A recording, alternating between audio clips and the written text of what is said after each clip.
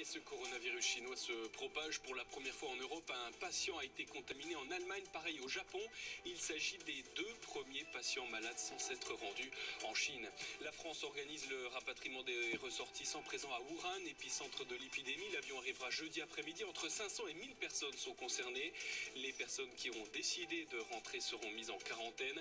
En Chine, le bilan ne cesse d'augmenter. Plus de 100 personnes sont mortes de ce coronavirus et il y a plus de 4500 cas de contamination.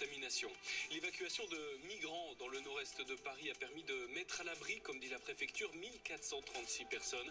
Elles sont actuellement accueillies dans des gymnases ou dans des centres d'accueil en Ile-de-France. Les anciens goudieurs face au Conseil des prud'hommes à Amiens, plus de 800 ex-salariés contestent le motif économique de leur licenciement il y a 6 ans.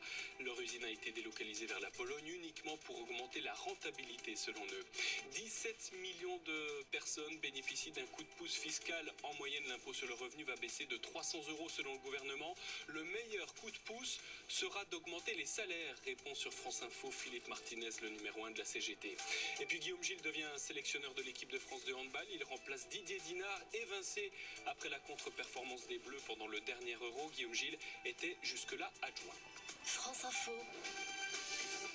Et tout est plus clair.